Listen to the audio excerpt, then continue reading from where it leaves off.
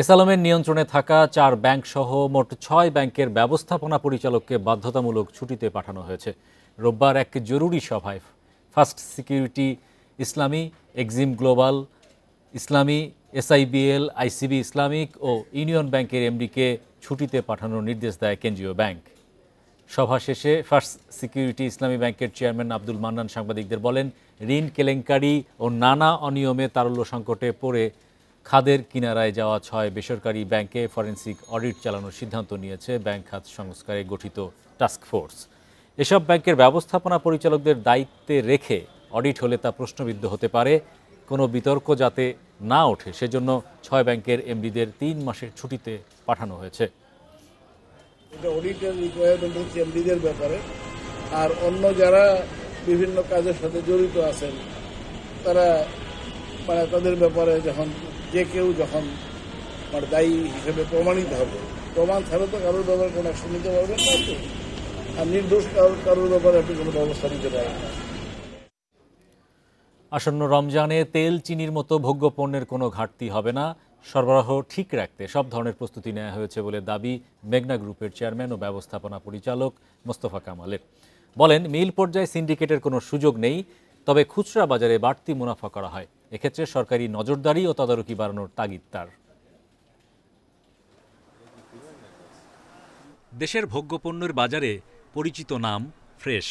ভোজ্য তেল, চা, চিনি, আটা, ময়দা সহ কয়েক ডজন পণ্যের বাজারজাতকারী মেঘনা শিল্প গ্রুপের ব্র্যান্ড ফ্রেশ। নতুন নতুন পণ্য নিয়ে দেশে বিদেশে বাজার সম্প্রসারণ করছে প্রতিষ্ঠানটি। প্রতিবারের মতো এবারও আসন্ন রমজান উপলক্ষে ভোগ্যপণ্য আমদানি ও বাজারজাতে বাড়তি গুরুত্ব রাখছে তারা।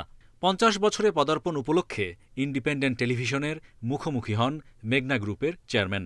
যে সমস্ত আইটেম আমদানি নির্ভর, সেখানে আমদানির উপর ডিপেন্ড করে। তো এটা আল্লাহর রহমতে একটা ভালো ইয়া যে বিশ্ববাজারে অনেক কিছুর দাম কমে আসছে, সহনীয় হয়েছে। দাম কম বেশি হতে পারে, বাট মাল পাওয়া যায় না এমন কোনো কিছু দেখেন নাই। আর রমজানেও ইনশাল্লাহ আশা করি এই ধরনের কোনো সমস্যা হবে না। ভোগ্যপণ্যের বাজারে মিলারদেরই সিন্ডিকেট ও প্রভাব, এমন অভিযোগ ভোক্তাদের। এ বিষয়ে প্রশ্নের জবাবে তিনি বলেন, সরকারের বিভিন্ন সংস্থা নিয়মিত পর্যবেক্ষণে রাখে বড় শিল্প গ্রুপকে। ভোক্তা পর্যায়ে হয়তো বিভিন্নখানে কোনো রকম কিছু আছে কিনা আমার জানা নাই। ভোক্তা পর্যায়ে সরকারকে আরেকটু খুচরা লেভেলে, কারণ আমাদের হোলসেল প্রাইস থেকে এখনও খুচরা লেভেল অনেক বেশি। যেমন কালকে পত্রিকায় লিখছে যে চিনি আমরা 114 টাকা বিক্রি করি, খুচরা এখনও 20-25 টাকার নিচে পাওয়া যাচ্ছে না। তো পার কেজিতে 10 টাকা 11 টাকা বেশি, এটা মনে হয় অনেক বেশি। দেশে ব্যবসার পরিবেশ এখনও চ্যালেঞ্জিং। সরকারি সেবা সংস্থাগুলোর মানসিকতা পরিবর্তন জরুরি বলে মনে করেন এই উদ্যোক্তা। ব্যবসায়ী পারমিশনের জন্য যে সমস্ত বিষয়গুলো আছে এগুলো দ্রুত করে দেওয়া। তারপরে ধরুন আমাদের দেশে অবকাঠামো, সবচেয়ে বড় কথা হলো বিদ্যুৎ, গ্যাস নাই। ইনফ্রাস্ট্রাকচার, বিদ্যুৎ, গ্যাস, রাস্তাঘাট বা আমাদের কমিউনিকেশন, এগুলোকে সঠিক না করলে আপনি খালি ধরুন আমাকে বলবেন, আমি ওনাকে বলবো যে ব্যবসা করো, বড় করো, কর্মসংস্থান করো, কিন্তু এটা তো একটার সাথে একটা সম্পৃক্ত আছে। মেঘনা শিল্প গ্রুপে 54টি প্রতিষ্ঠানে কাজ করে 50,000-এর বেশি শ্রমিক। বার্ষিক টার্নওভার প্রায় 40,000 কোটি টাকা। Hari Saha, independent News, Dhaka. Saudi তেল কোম্পানি আরামকো ও দক্ষিণ কোরিয়ার স্যামসাং বিনিয়োগ করতে চেয়েছিল, কিন্তু বিগত সরকার তাদের স্বাগত না জানিয়ে বিমানবন্দর থেকে তাড়িয়ে দিয়েছিল। এমন তথ্য দিলেন অর্থ উপদেষ্টা। সৌদি রাষ্ট্রদূত অভিযোগ করেছেন, বিদেশি বিনিয়োগকারীদের পথে বাধা তৈরি করত আওয়ামী লীগের প্রভাবশালীরা। দুপুরে পররাষ্ট্র মন্ত্রণালয়ে এক অনুষ্ঠানে তারা এসব কথা বলেন। বাংলাদেশ ও সৌদি আরবের মধ্যে বহুমাত্রিক সম্পর্ক ও সম্ভাবনা নিয়ে প্রতিবেদন প্রকাশ করেছে পররাষ্ট্র মন্ত্রণালয়। এতে পররাষ্ট্র উপদেষ্টা জানান, বিগত সরকার বিনিয়োগ বান্ধব দাবি করলেও তা ছিল কথার কথা। অনুষ্ঠানে সৌদি রাষ্ট্রদূত বলেন, দুদেশের সম্পর্ক এখনও জনশক্তি রপ্তানিতে সীমাবদ্ধ রয়েছে। তিনি অভিযোগ করেন, সৌদি আরব বাংলাদেশে বিনিয়োগ বাড়াতে চায়, কিন্তু বিগত সরকার তা হতে দেয়নি। আমলাতান্ত্রিক জটিলতার কারণে ফিরে গেছেন অনেক ব্যবসায়ী। Aramco, as my brother said, came between 2016 সাল থেকে অন্তত 3 বার বাংলাদেশে বিনিয়োগ করতে চায় বিশ্বের সবচেয়ে বড় তেল কোম্পানি আরামকো, কিন্তু বিগত সরকার তাদের স্বাগত জানায়নি। শুধু তাই নয়, সে সময় কিছু মানুষ ব্যক্তি স্বার্থে বিদেশি বিনিয়োগকারীদের নিরুৎসাহিত করত। তারা দেশের কথা বিবেচনা করেনি। সৌদি রাষ্ট্রদূতের কথায় সায় দেন অর্থ উপদেষ্টাও। দেশের উন্নয়নের জন্য বিনিয়োগ বাড়ানো খুবই গুরুত্বপূর্ণ, কিন্তু বিগত সরকারের দুর্নীতি ও ভুলনীতির কারণে অনেকে ফিরে গিয়েছিলেন, যেমন সৌদি আরবের আরামকো এবং দক্ষিণ কোরিয়ার স্যামসাং কোম্পানি। এখন এসব শুধরে নিতে হবে। আর আমাদের দেশে স্যামসাংকে এয়ারপোর্ট থেকে তাড়িয়ে দিলেন। অর্থ উপদেষ্টা আরও বলেন, শেয়ার মার্কেটে অনেক কোম্পানি বিনিয়োগ করেছে, কিছু প্রতিষ্ঠানের কারখানা বন্ধ হয়ে গেলেও তাদের শেয়ারের দাম বাড়ছে। এ বিষয়ে পদক্ষেপ নিতে হবে।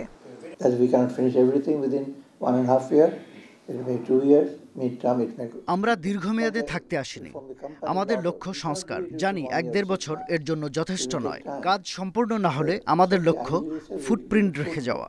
পায়ের চিহ্নটা রেখে যাব। গ্রামের মেঠোপথ যেমন পা দিয়ে তৈরি হয়, it become a highway. Nafiza Dullah, Independent News, Dhaka. বার্ষিক উন্নয়ন কর্মসূচি এডিপিতে বিদেশি সহায়তা বাবদ যে বরাদ্দ রাখা হয়েছিল তা থেকে প্রায় 25% কাটছাঁট করা হচ্ছে।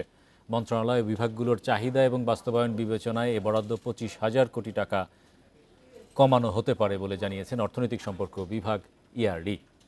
এডিপির প্রকল্প বাস্তবায়নে বেহাল দশা আর বিদেশি সহায়তার প্রবাহ খারাপ হওয়ায় এ সিদ্ধান্ত নেওয়া হচ্ছে। চলতি অর্থ বছরের এডিপিতে বিদেশি সহায়তা বাবদ বরাদ্দ ধরা হয়েছে প্রায় 1 লাখ কোটি টাকা, যা 25% কমিয়ে 75,000 কোটি টাকা করা হতে পারে। দেশের চলমান এডিপির আকার 2,78,289 কোটি টাকা। এর মধ্যে নিজস্ব উৎস থেকে বরাদ্দ ধরা হয় 1,65,000 কোটি টাকা। চলতি মাসেই এডিপিতে বিদেশি সহায়তা কাটছাঁটের বিষয়ে চূড়ান্ত সিদ্ধান্ত হবে।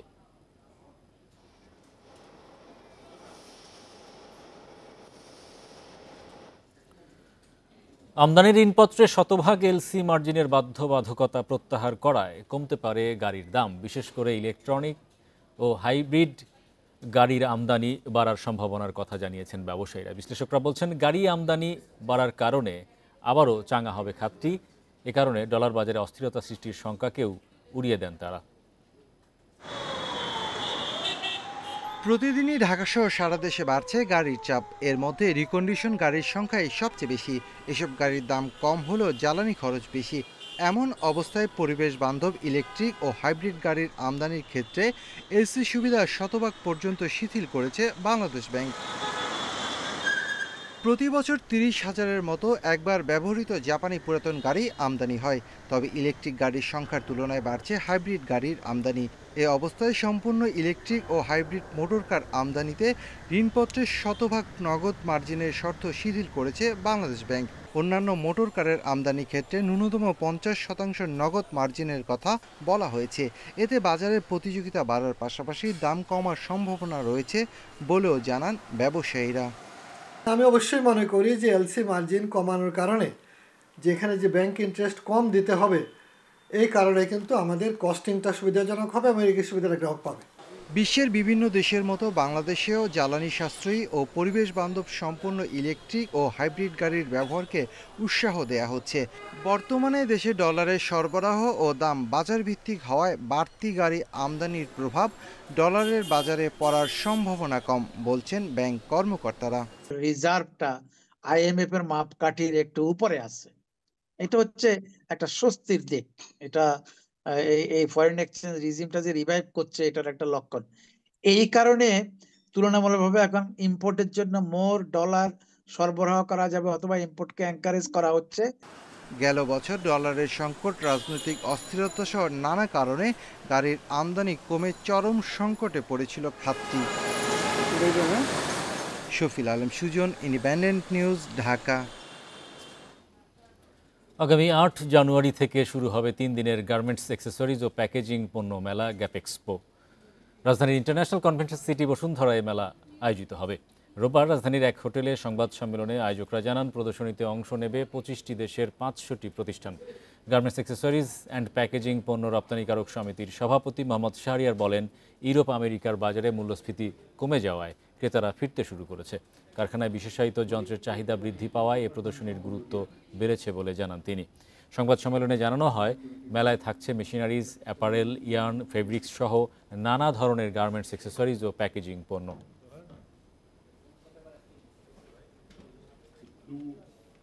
অস্ট্রেলিয়ায় মানসম্মত শিক্ষা ও পরবর্তীতে কাজের সুযোগ করে দিতে রাজধানীতে অনুষ্ঠিত হয়েছে অস্ট্রেলিয়ান এডুকেশন এক্সপো। রোববার রাজধানীর একটি হোটেলে এক্সিকিউটিভ স্টাডি অ্যাব্রোডের আয়োজনে মেলা অনুষ্ঠিত হয়।